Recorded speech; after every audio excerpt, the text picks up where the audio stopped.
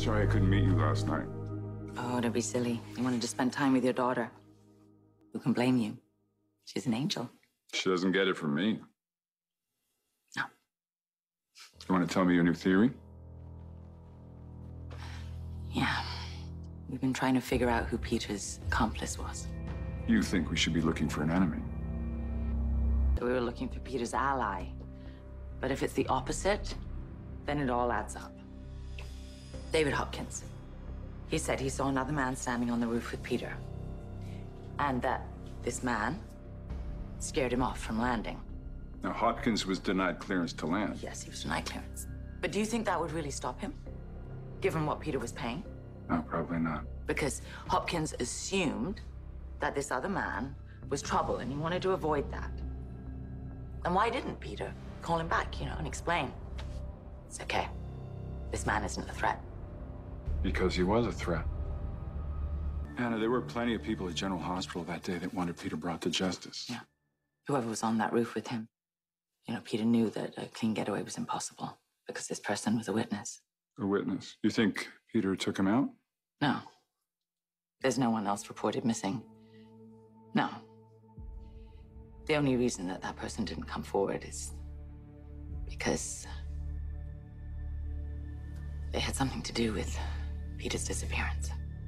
So you're saying Peter didn't leave the hospital because he was incapable of doing so? You think maybe the man on the roof with Peter that day incapacitated him, or worse? Yes. And he's been covering his tracks ever since? Yeah. But like you said, there's no shortage of people at the hospital who want Peter gone, dead. So it could be any number of men that night. Yeah, it could be. But I think it's obvious you've zeroed in on one. And that's probably why you're here, because you want me to talk you out of it, but I can't do that. I think you and I both know there was a man at the hospital that day with every reason in the world to hurt Peter. Don't say it. Finn. I went to see Finn today at the hospital just to update him. And? Oh, it was there. It was all there. In his body language, the way he spoke. I don't know. Then it just made sense suddenly. The description.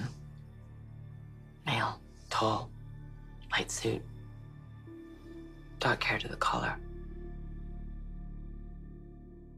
I was Finn. Anna, this is going to be difficult for you. If you have to prove that a man you love killed Peter. You don't know that? You don't know that Finn killed Peter? Okay. Okay, but if we assume that Finn was on the roof with Peter that day, then he would obviously know how and if Peter left the hospital. I mean, it's not impossible that maybe he extorted Finn, forced him to help him escape in exchange for one final dose of the antidote. No. I mean, yes, that is a possibility, but once Finn had developed the antidote, then he would have come clean to me about that. So it's possible that Finn did something to Peter. There's only one way to find out.